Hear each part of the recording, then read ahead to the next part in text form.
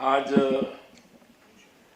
हम सबके लिए ही बहुत हर्ष का विषय है कि हमारे बीच में माननीय मदन दास जी, माननीय नितिन जी, राजकुमार भाटिया जी और बहुत सारे बहुत वरिष्ठ लोग, अनुभवी और समाज जीवन के बहुत प्रमुख क्षेत्रों में अत्यंत महत्वपूर्ण भूमिका निभा रहे ऐसे बहुत सारे लोग यहाँ आए हैं। सबको अभिवादन। निमित्त तो पुस्तक का है और पुस्तक का जो शीर्षक है वो भी संगठन कौशल है और उस निमित्त विद्यार्थी परिषद के प्रमुख शिल्पकार यशवंतराव केलकर जी की स्मृतियों को स्मरण करने का है। स्वाभाविक रूप से आज सार्वजनिक जीवन में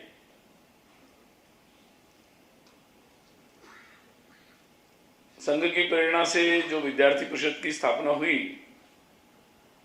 और तत्पश्चात आज स्वयं नितिन जी भी यहाँ उपस्थित है। ऐसे बहुत सारे राजनीति से लेकर जीवन के कितने सारे ऐसे क्षेत्र है कि जहां पर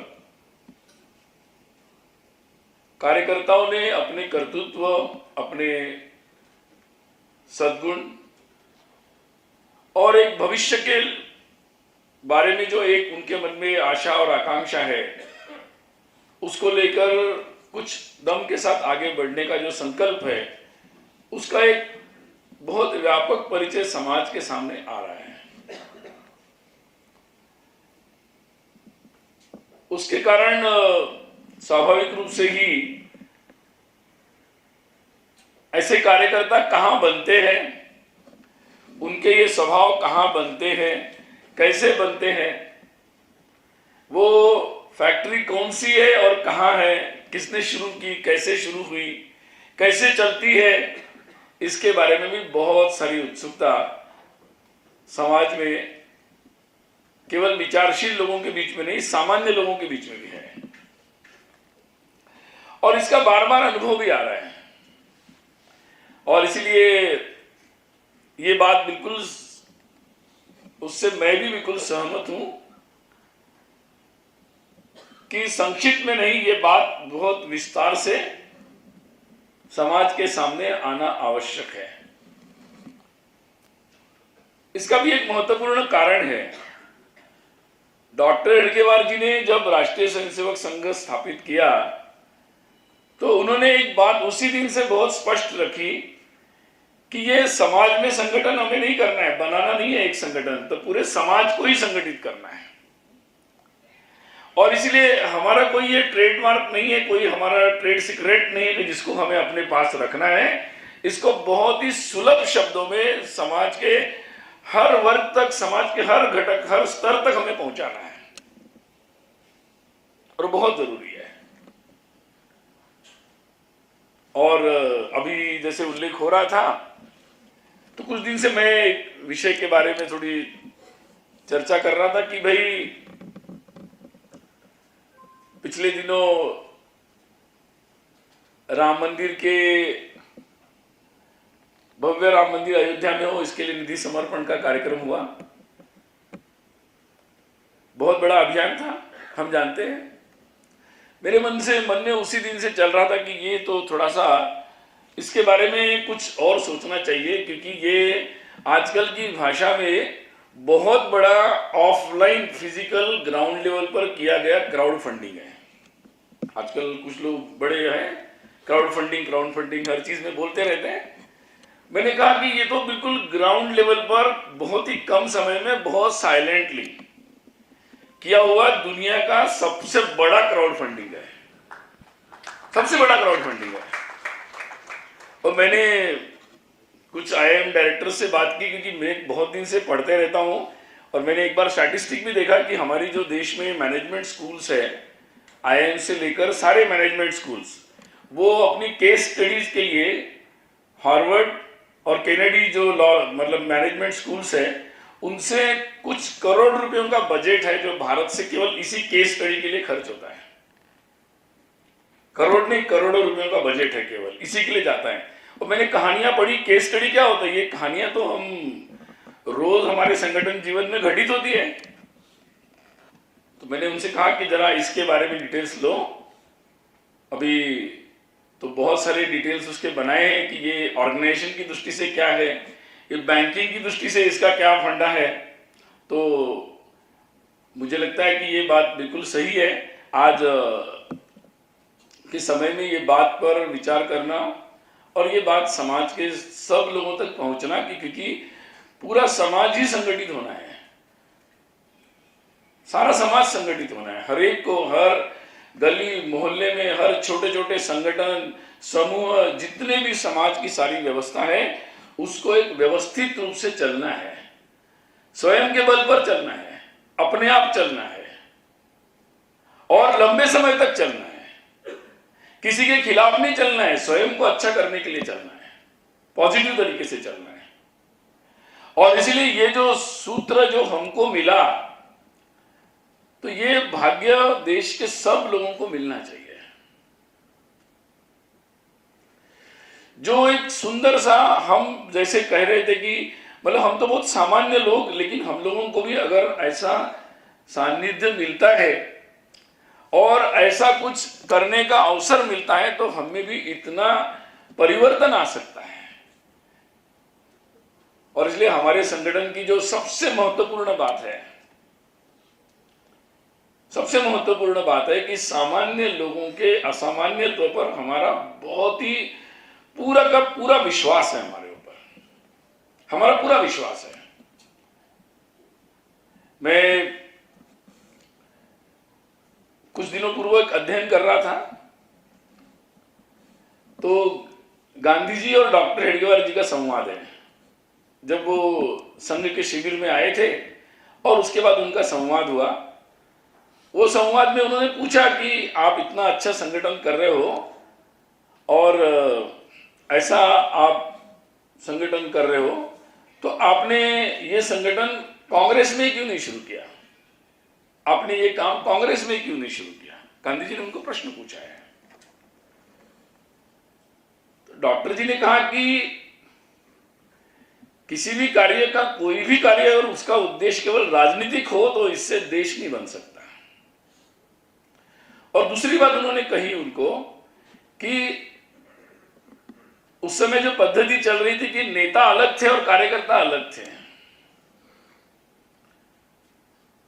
कार्यकर्ताओं का, वॉलेंटियर्स जिसको उन दिनों कहते थे, उनका काम केवल उनके आगे पीछे घूमना था। उनका इससे देश नहीं बनेगा। मैं उन सब सामान्य लोगों के अंदर जो शक्ति है उसको जोड़ना चाहता हूं और ये अंतर को समाप्त करना चाहता हूं।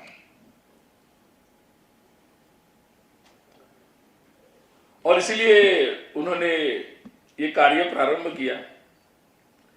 और इसलिए ये कार्य, इसका अर्थ यही था कि सामान्य लोगों में भी बहुत बड़ी शक्ति होती है, जो शायद दिखने में, बोलने में बहुत सामान्य होते हैं। आजकल की भाषा में जो इनको गांव के लोग, अनपढ़ लोग, गंवार लोग कहते हैं, ऐसे ही शब्द हमारी भाषाओं में चलते हैं। ये शब्द विद्यार्थी परिषद की डिक्शनरी में नहीं है। हम लोग इस विश्वास से ही, और समाज में ये बात बहुत महत्वपूर्ण है, इस विश्वास के साथ ही पूरा समाज पूरी ऊर्जा के साथ इकट्ठा आ सकता है, सामने जा सकता है। जहां कई लोगों के पास, ये भी हम लोगों को देखने को मिलता है कि जहां संगठन में शक्ति बढ़ जाती है, बड़े संगठन हो जाते हैं, हम देखते हैं छोटे मोटे संगठन भी हो जाते हैं तो वो अपने कार्यकलाप, अपनी शक्ति का प्रयोग दिखाना शुरू करते हैं और विपरीत प्रयोग भी करते रहते हैं अपनी शक्तियों का। दुनिया में भी दिखता है हम लोगों को। और इसलिए समाज को संगठित भी होना है और संगठन से जो शक्ति बनेगी उसका सदुपयोग भी करना है।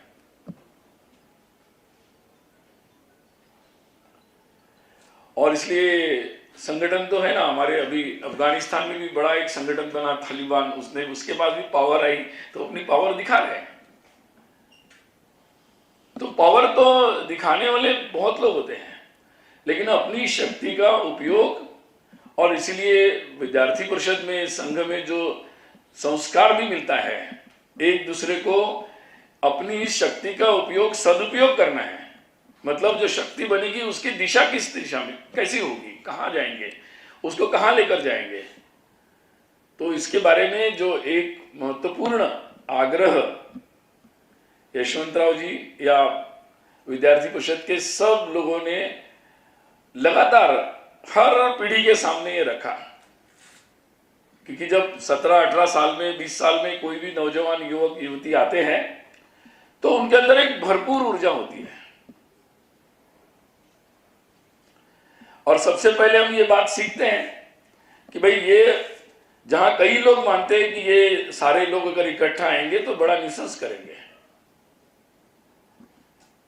सबसे पहला विश्वास ही महत्वपूर्ण है कि ये न्यूसेंस नहीं करेंगे। अगर इनको सही बात संभाल ली जाए, सही दिशा दे दी जाए तो ये बहुत अच्छा काम कर सकते हैं। मैंने इस किताब में भी लिखा, हमारे कॉलेज में एक एयर चीफ मार्शल होते थे, उन दिनों रिटायर्ड हुए थे, ओपी मेहरा, वो आए थे। मैंने इस किताब में भी लिखा उसको, वो हमारे कॉलेज में आए थे। हम लोग बस, मुझे लगता है फर्स्ट ईयर सेकंड ईयर पढ़ रहे होंगे डिग्री में। तो एयर चीफ मार्शल से रिटायर्ड होके आए थे।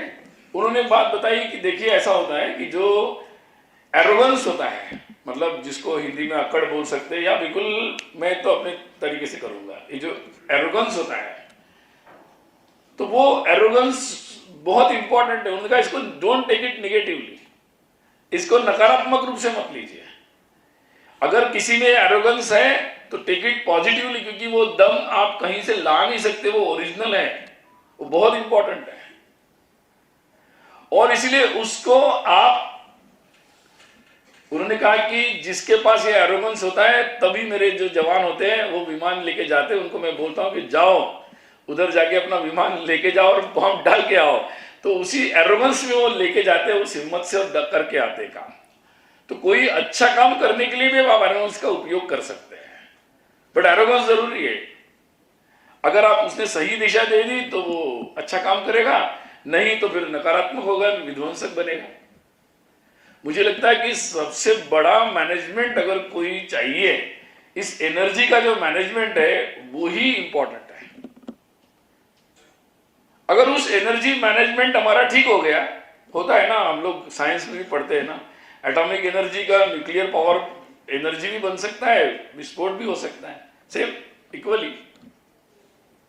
तो संगठन में हमारा जो ये हम लोगों ने समाज के सामने रखा है, बहुत सारे अभिभावक, समाज की बहुत सारी व्यवस्थाएं, तंत्र इसी चिंता में रहते हैं कि क्या करें इसका। मुझे लगता है कि आज इसकी समाज को बहुत ज्यादा आवश्यकता है कि हम अपनी अगली जो नौजवान पीढ़ी है उसको कैसे संभाले, उसकी ओर कैसा देखे, उसको कैसा हैंडल करे, और उनकी एरोगेंस, उनकी जो एनर्जी है उसका राष्ट्र में बहुत सारी चीजें करने में कैसा लगाए। यही सरकारों के सामने भी प्रश्न है, यही बहुत सारे लोगों के सामने प्रश्न है। मुझे लगता है कि हमारा संघ, विद्यार्थी परिषद, ये हम लोगों ने जो एक यशस्वी रूप से प्रयोग किया है, और मुझे लगता है कि बहुत सारे लोग जो बहुत कर्तृत्व कर रहे हैं परिषद से निकलकर भी, वो अपने उस जमाने में बहुत एरोगेंट ही थे। उनके उस एरोगेंस को ही बहुत अच्छे तरीके से संभाला गया और उसको सही दिशा मिल गई, और इसीलिए वो बहुत अच्छे तरीके से आज काम कर सकते सार्वजनिक जीवन में।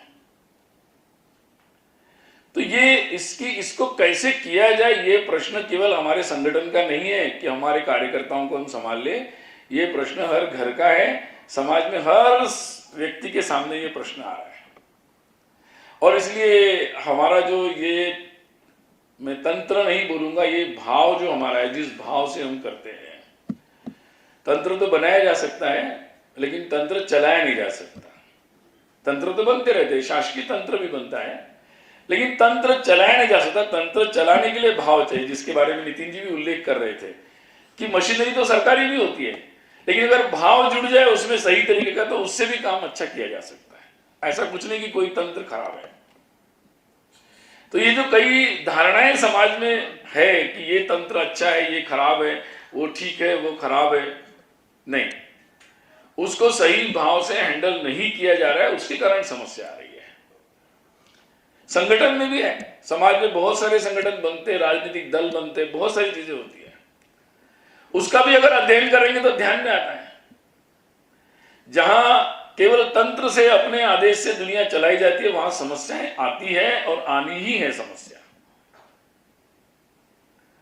जहां इस भाव से सारी व्यवस्था को हैंडल किया जाता है और उसमें निश्चित रूप से प्रमुखों की भूमिका ज्यादा अच्छी महत्वपूर्ण होती है, तो वहां ये समस्याओं के समाधान होते हैं और बहुत अच्छे तरीके से कार्य संपन्न होता रहता है। यशवंतराव केलकर जी बहुत ठंडे दिमाग से, क्योंकि उनको पता था, शायद डॉक्टर जी को भी पता था कि उनके समय में ये काम पूरा नहीं होगा, क्योंकि ये बहुत ठंडे दिमाग से करने का काम है। एक पीढ़ी का भी नहीं है, कई पीढ़ियों का काम है और ये केवल एक किसी व्यक्ति से नहीं होने वाला है। तो ये एक प्रक्रिया बननी पड़ेगी, समाज में एक प्रोसेस बननी पड़ेगी, एक टीम वर्क बनना पड़ेगा और वो जो बनेगा वो मॉडल समाज को समर्पित करना पड़ेगा। मुझे लगता है कि मैं जब देखता हूं तो आज विद्यार्थी परिषद ने इस पीढ़ी, इस युवावस्था के लोगों को कैसे संभाला जाता है और कैसे उससे ऐसे नौजवान लोगों को बनाया जाता है, इसका एक बहुत बड़ा टेस्टेड मॉडल जिसको बोलते हैं, मतलब जिसकी बहुत बड़ा परीक्षण हो चुका है। आजकल कोरोना चल रहा है, क्लिनिकल टेस्ट वगैरह करते हैं, बहुत कुछ चलता रहता है, तो ये बहुत ही टेस्टेड है, मतलब बहुत सारी टेस्ट हो चुकी है इसकी। तो ये ऐसा मॉडल है और मुझे लगता है कि आज अगले कुछ वर्ष में एक विद्यार्थी परिषद के भी 75 वर्ष होने जा रहे हैं, क्योंकि जब देश को आजादी मिली थी बस उसी समय विद्यार्थी परिषद का गठन हुआ था। और ये बात भी केवल संयोग की नहीं है कि भाई किस वर्ष में कोई संगठन स्थापित हो गया। तो ये एक चुनौती को स्वीकार करने का समय था कि भाई देश आजाद हो गया, अब देश को आगे कैसे ले जाना है, हमारे देश के युवाओं को कैसे जोड़ना है, उनकी ऊर्जा को कैसे सृजनात्मक तरीके से आगे बढ़ाना है। ये चुनौती थी, एक जिम्मेदारी थी। तो इसलिए महज संयोग नहीं था उस समय विद्यार्थी परिषद का बनना। स्वाभाविक रूप से संघ के संसेवकों ने इस जिम्मेदारी को लिया और उन्हें उस जिम्मेदारी को निभाते निभाते आज यहां तक इस बात को लेकर आ गए। ये केवल यशवंतराव जी के जीवन काल में संपन्न नहीं हो पाया, पूरा संभव भी नहीं था, लेकिन एक जरूर हो गया कि उसकी एक प्रक्रिया बन गई। और अगर मैं इसको इस तरीके से समझूं तो आने वाले समय में ये प्रक्रिया और बढ़ती चली जाएगी, क्योंकि जब संगठन प्रारंभ हुआ तो मुंबई में, दिल्ली में और कुछ जगहों पर अपनी इकाइयां थी, लेकिन समय के साथ बढ़ते बढ़ते आज हजारों स्थानों पर ये काम चल रहा है। अभी तिरंगा लगाया, 15 अगस्त को स्वाधीनता के 75 वर्ष हो रहे अमृत महोत्सव, तो परिषद ने 1 लाख स्थानों पर तिरंगा लगाया। तो ये सिंबॉलिक, तो ये इसी धारा को अगर ऐसे ही चलती रही तो निश्चित रूप से देश का कोई युवा नहीं बचेगा, आने वाली कोई पीढ़ी का कोई व्यक्ति पीछे नहीं छूटेगा। हर एक को वही अच्छे संभालने वाले, आगे बढ़ाने वाले, प्रोत्साहन देने वाले और कैसा काम करना, केवल आप अच्छे हो, बहुत अच्छे रहो नहीं, तो आप स्वयं आगे जाकर कैसा तंत्र चला सकते हो, कैसा काम कर सकते हो, हर क्षेत्र में जाकर नेतृत्व कैसा दे सकते हो, ये काम आज इस धारा तक पहुंचा है। और मुझे लगता है कि ये आश्वस्त करता है पूरे समाज को। इसको जितना लोग देख रहे, समझ रहे, वो आश्वस्त हो रहे हैं कि भाई निश्चित रूप से अगर हमारे समाज में इस तरीके का कोई बात चल रही है तो निश्चित रूप से भविष्य के बारे में चिंतित होने की जरूरत नहीं, चिंता जरूर करनी चाहिए कि इस प्रकार का कार्य हमारे आसपास भी प्रारंभ हो जाए। आज स्वाधीनता के आंदोलन को जब हम लोग देखते हैं तो ये ध्यान में आ रहा है कि ये पूरा कार्य देशव्यापी था। देश के हर कोने में था, हर जगह था। मतलब मैं दक्षिण में गया तो वहां उन्होंने अपने आंदोलन को नाम दिया, डिक्लेरेशन किया, नाम दिया जम्बूद्वीप डिक्लेरेशन। तो उनका भाव स्व का था। अभी सूचना मिली कि नागालैंड और मणिपुर के लोग भी अंडमान जेल में अंग्रेजों से लड़ते हुए गए थे, उसकी सूचियां मिली है। तो बहुत सारे जो निरर्थक बातें प्रसारित हो रही थी कि पता नहीं लोगों के अंदर पूरे देश में ये स्व का भाव था कि नहीं, पूरा देश लड़ रहा था कि नहीं लड़ रहा था, क्या कुछ ही लोग लड़ रहे थे, नहीं। तो ये बात स्थापित हो रही है। ये बात का उल्लेख मैं इसलिए कर रहा हूं कि जब आजादी का अमृत महोत्सव आ रहा है तो हमें देश के इस भाव का पूरी तरह पता लगाना है, क्योंकि ये भाव का पता लगना इतना आवश्यक है कि इससे जो एक आत्मविश्वास लोगों के अंदर आएगा वो बहुत बड़ा काम करेगा। और इसलिए जब ये भाव लोगों को मिलेगा, हमारे संगठन जैसी व्यवस्थाएं लोगों को उपलब्ध होगी, तो मुझे लगता है कि हम लोग बहुत जो अपेक्षित परिवर्तन है वो उस दिशा में बहुत गति से आगे बढ़ सकते हैं। एक बात छोटी सी और ध्यान में आती है कि समाज में बहुत सारे ऐसी विकराल समस्याएं हैं, लेकिन दूसरी तरफ ये भी बहुत देखने को मिल रहा है कि बहुत सारे नौजवान बहुत अच्छा काम करने के लिए आगे आ रहे हैं। और कभी कभी मैं सोचता हूं कि जो ये अभी जो पीढ़ी चल रही है उस पीढ़ी की समझ तो बहुत ज्यादा है, क्योंकि शायद उनको पूरी दुनिया का एक्सपोजर मिला है, पूरी दुनिया को कंपैरेटिव तरीके से वो देख पा रहे हैं। इसलिए उनको केवल अपने यहाँ का मालूम नहीं, उनको दुनिया में कहां क्या हो रहा है ये भी पता है। और इसलिए एक फेज में जो बहुत एक ऐसा आकर्षण था, मतलब झूठा आकर्षण था, वो अभी सेटल डाउन हुआ है। बहुत ही प्रैक्टिकल सोचने वाले लोग हैं और इसलिए उस पीढ़ी का आत्मविश्वास भी बहुत ज्यादा है, शक्ति भी अपार है। इसलिए आज मुझे लगता है कि समाज में ऐसे सबसे ज्यादा आज आवश्यक है कि समाज के हर व्यक्ति को ये जिम्मेदारी लेनी चाहिए, केवल अपने घर के बच्चों को संभालने की नहीं, हम जहां रहते, जिस परिसर में रहते, जहां भी बैठे हैं, हर एक के पास, जिसके पास जितनी भी क्षमता होगी, हमारे नौजवान पीढ़ी को अच्छी बात बताना। दो आप अच्छी बात भी बताते तो आप बहुत अच्छा काम कर रहे हैं। आप उनको दो अच्छी बात करने के लिए मदद करते, सहयोग करते, आप और ज्यादा अच्छी बात कर रहे हैं। आप उनके चार लोगों को मिलाकर कुछ करने के लिए और प्रोत्साहित करते तो और अच्छा काम कर रहे हैं। तो मुझे लगता है कि ये काम कोई केवल किसी को अब ये एक संगठन के तंत्र के भरोसे बैठने से नहीं होगा। अब ये तंत्र का जो मॉडल है वो सबके सामने ओपन है और इसलिए इसको समझकर अपने अपने स्तर पर हर एक को इसमें अपना नेतृत्व करने की आवश्यकता है। तो हम बहुत ज्यादा गति से बहुत अच्छा काम जल्दी से कर पाएंगे। और इसलिए जैसा ये आज जो विषय हम लोग अनुभव कर रहे हैं, इसलिए मैंने एक बात कहना चाहता हूं कि ये केवल हमारी पुरानी स्मृतियों को जागृत करने का लिए ये पुस्तक नहीं है, या केवल उसके लिए कार्यक्रम नहीं होना चाहिए।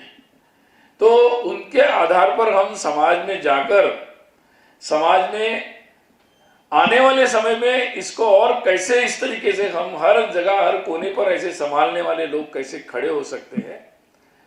और फिर मुझे लगता है कि निश्चित रूप से चाहे शासन का तंत्र हो, किसी भी तरीके का हो, उसको भी एक निश्चित रूप से उसके भी एक सकारात्मक उपयोग करते हुए बहुत अच्छी बातें की जा सकती है। तो आज मैं सभी से यही कहना चाहूँगा कि यशवंतराव जी की स्मृतियाँ और विद्यार्थी परिषद ने जो कार्य किया, उसकी जो कार्य की पद्धति है, कार्य की शैली है, उसकी जो कार्य प्रणाली है, कार्यकर्ता समाज की पद्धति है, उसको ज़्यादा से ज़्यादा समाज में प्रसारित